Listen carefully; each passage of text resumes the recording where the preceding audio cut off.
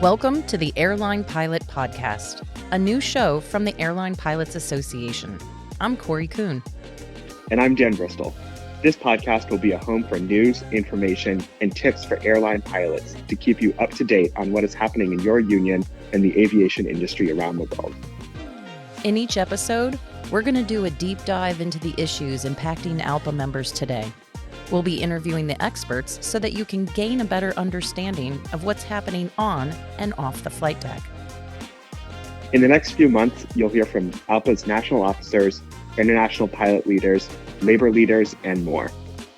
You know better than anyone that being a pilot is a unique career where policies, contracts, and regulations have a huge impact on your day-to-day life.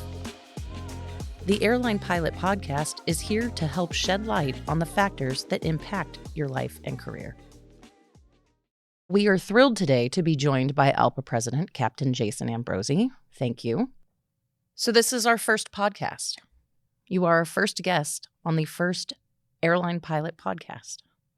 Why was this something that you felt important to do for our members? Well, I'll admit that I was a pessimist on podcasts a few years ago.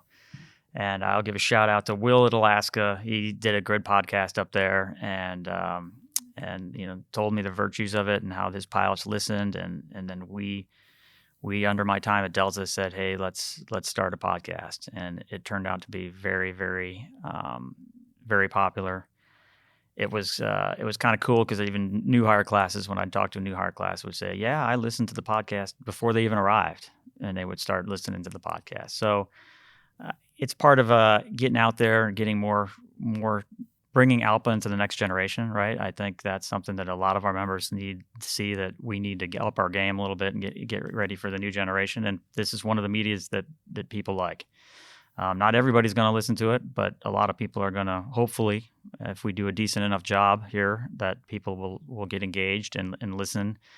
And we're trying to find new ways to connect with our members, keep them engaged, right? We need our members, and our members need us. So this is just one more step in that direction, and we'll see how it goes. But I look forward to moving forward with the podcast and bringing on new people, other national officers, committee folks, bring people in from different airlines and say, hey, tell us what's going on at Airline X and your property, and how's your bargaining going? And that way, we can learn a little bit more about each other. Because I think one of the things I've noticed was that, getting in, coming into this position was we have a lot of us versus them maybe in some of our carriers. And I think that, we're all stronger together. We say that it's part of the power of bringing Air Canada in. And we are certainly stronger together. And if we can break down that us versus them barrier, and we can all kind of learn a little more from each other, we can bring everybody up. So, might be a lofty goal, but we'll give it a try. Today, we're about 180 days into your role as ALPA president. What are your initial thoughts? I'll just start with wow. So, spent a lot of time at the Delta MEC, most recently as the Delta MEC chair. Very proud to have finished up a industry-leading contract and global scope and a lot of protections there. I thought that was, you think that's a ton of work, and nothing could be more work than that. But, getting here and just seeing the sheer scope and magnitude of this organization, the amount of people involved, the amount of staff that work on behalf of our members every single day. And it's been great. It's very rewarding. It's different. There's always different things.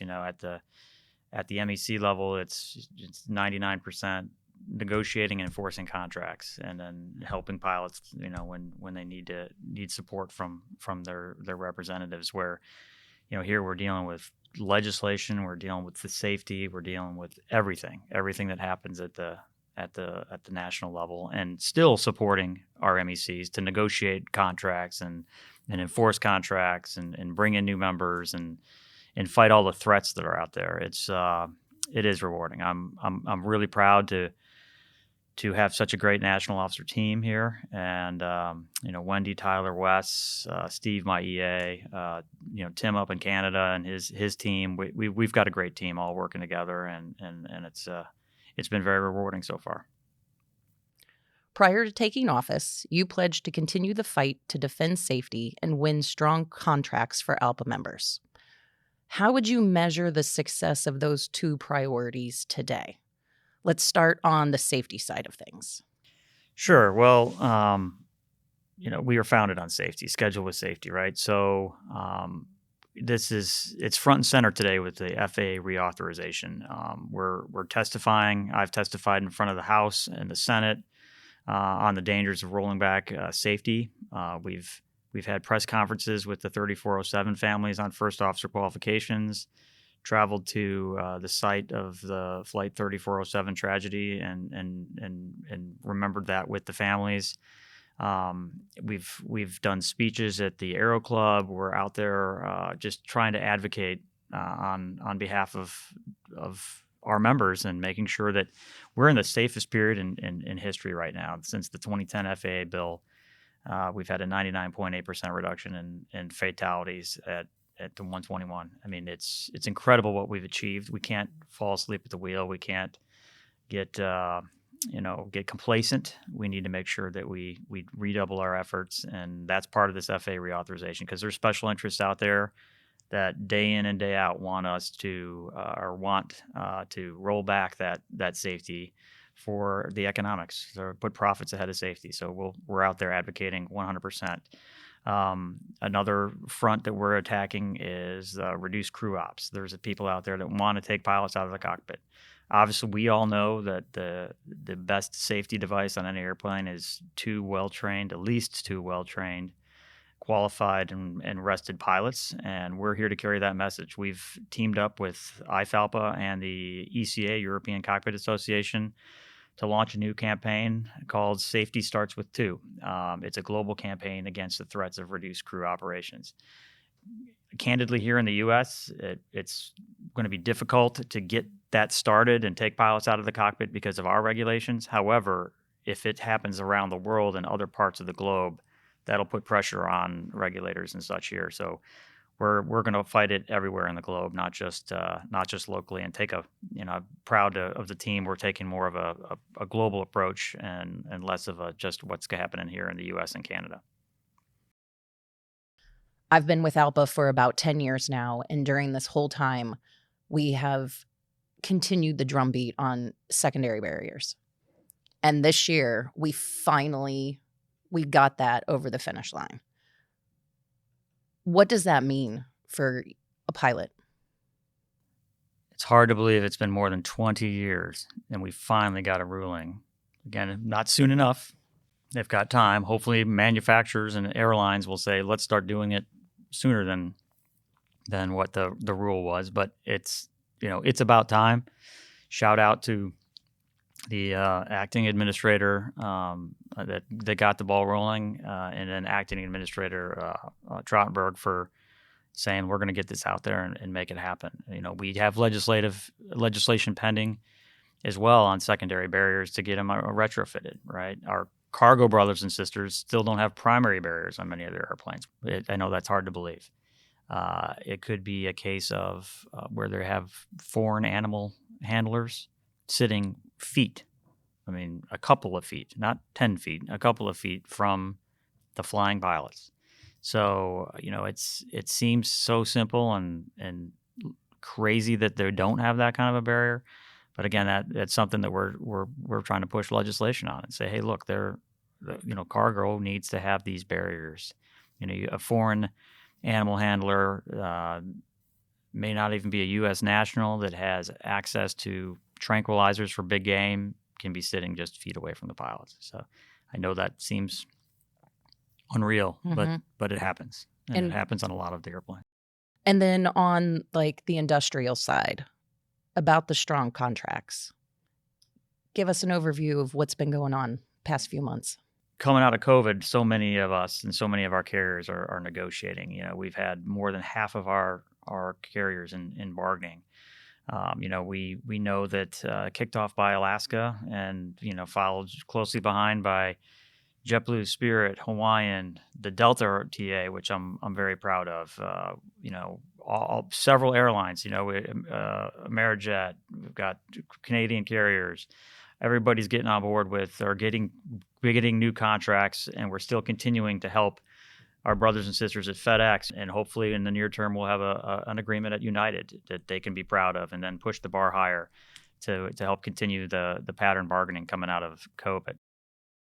Part of closing the gap for our Canadian brothers and sisters, obviously there is a gap there, and we need to close that gap. I think we are going to be able to make that stronger because we now have a unified voice in Canada. We were able to bring the Air Canada pilots into ALPA in May. Very proud of that. And now we represent over 95% of the pilots in Canada, and working together with the strength that Air Canada brings to the table and our ALPA Canada board, we'll be able to push higher with recent contracts at WestJet, and now Air Canada is going to begin bargaining. You just mentioned that you were particularly proud of bringing Air Canada into the ALPA family. Are there any other moments over the past 6 months that stand out? Probably at this point, I would say the Air Canada merger is awesome. That is very, very cool. I know that's something that was been contemplated for the better part of a decade or more. So getting that through, but there's a lot of great moments. I mean, just the ability to get out in front and represent our members.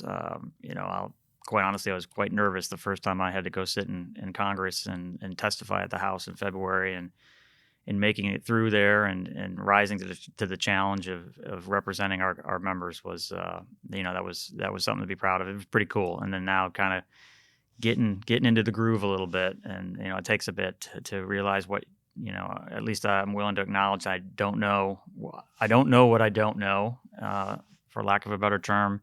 So figuring it out and listening and moving forward on behalf of the members.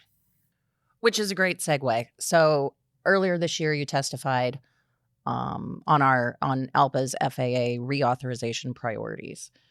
Today, Congress is actively getting ready to pass this really, really comprehensive bill. It's hard to communicate how important this bill is to people outside of this industry.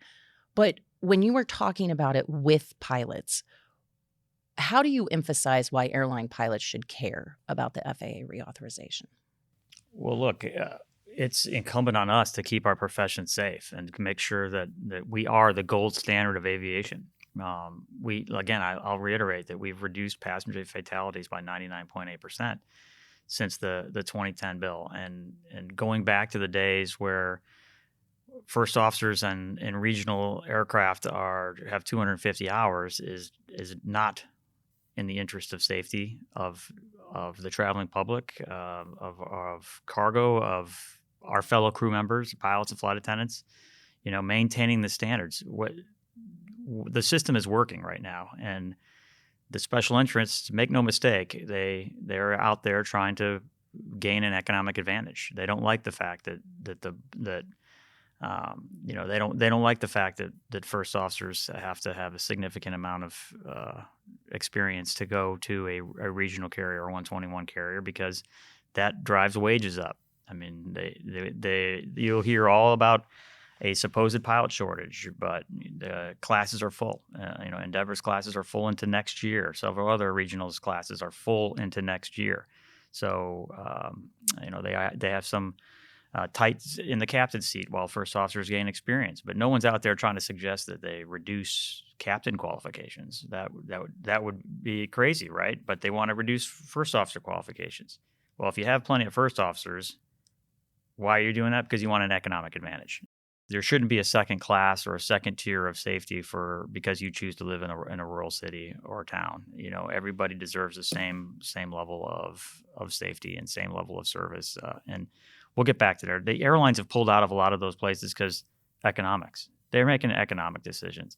Some cities don't support service with a larger regional jet. They're parking a lot of the smaller 50-seat regional jets for economics. If they can make more money flying somewhere else, they're going to do it. So it's not a pilot shortage. It's more about getting, fix the EAS funding, right? If the airline is supposed to fly there 5 times allow them to work through the process and let them fly 3 times with a slightly bigger airplane, and then you're still offering service, right? So there's other solutions to this problem, but the solution is not trying to use a loophole like SkyWest right now and get around using 121 rules and use 135 rules so that the people that are living in these small and rural destinations don't have pilots with the same qualification standards as people that live in or folks that live in larger destinations. So for the pilot listening today, an ALPA pilot listening today, FAA reauthorization, what can pilots do to help move the needle here? Get out there, do our call to actions. Make sure that you engage on the issues and let them know that you're not going to tolerate rolling back safety. We're here to hold the gold standard at where it is. Okay, so we've talked a little bit about FAA reauthorization. For those pilots who are listening, who are familiar with ALPA's work, we have to talk about the age 67 issue. Yeah, this is a passionate issue on both sides. Getting lots of feedback from those that would like ALPA to change its position, right? So to clarify, I take direction from the board of directors.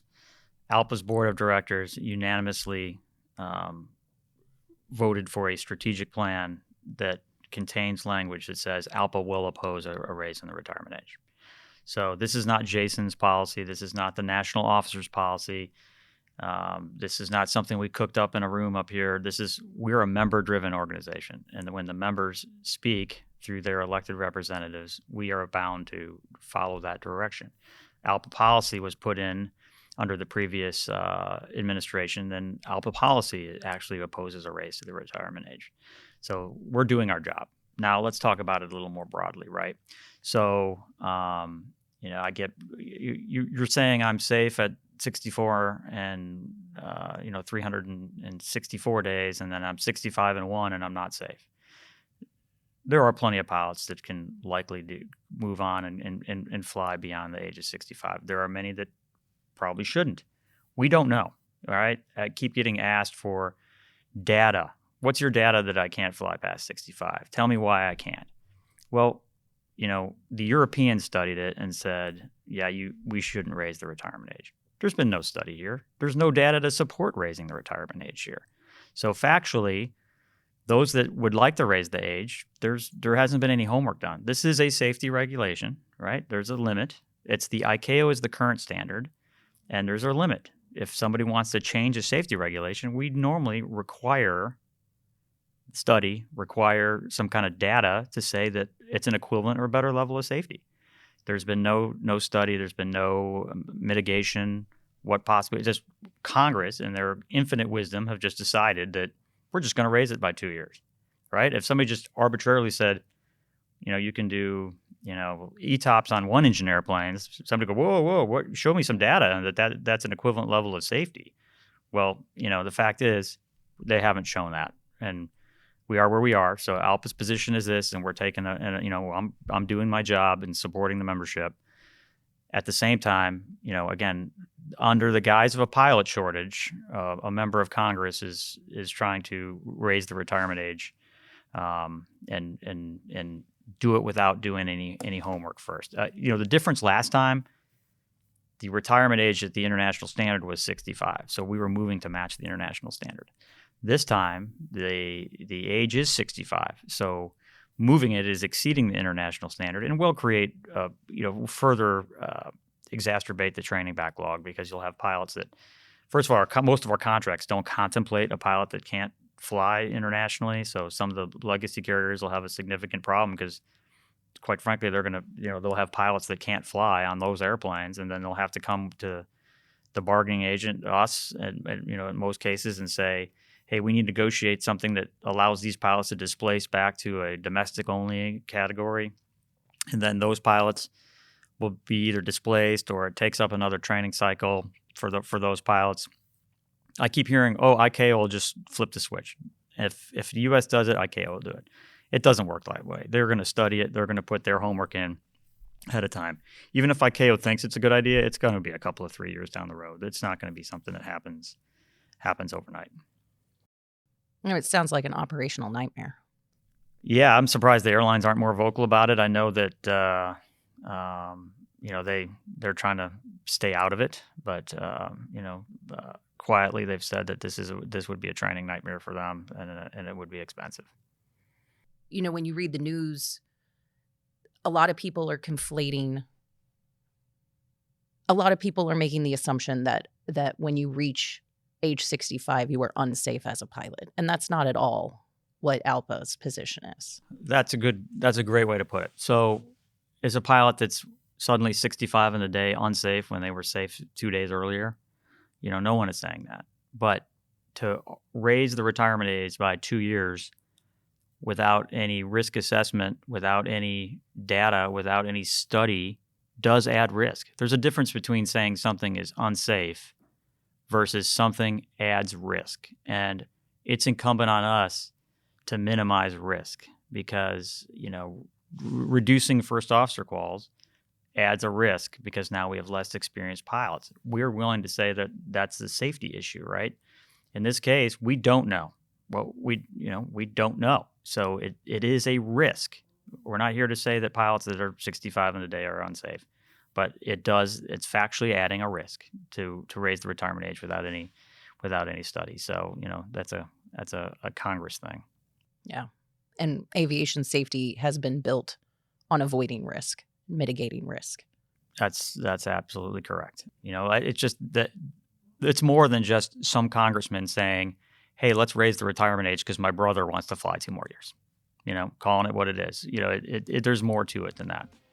But again, the message isn't that some pilot that's 65 in a day is unsafe. The message is that, look, our members have opposed raising the retirement age, and quite frankly, without any research or study, it does add risk. Thank you for joining our first episode of the Airline Pilot Podcast. If any of the topics we covered today interest you, you're in luck. We plan to do deep dives on many of them in future episodes. If you have any questions or topics that you'd like us to cover in future podcasts, reach out to us at podcast@alpa.org. We'll be back next month with interviews from EAA, Air Ventures, Oshkosh. To listen and subscribe to more in this series, please check us out online at alpa.org or find us on all major podcast platforms. Until next time, this is the Airline Pilot Podcast. Production copyright ALPA 2023. All rights reserved.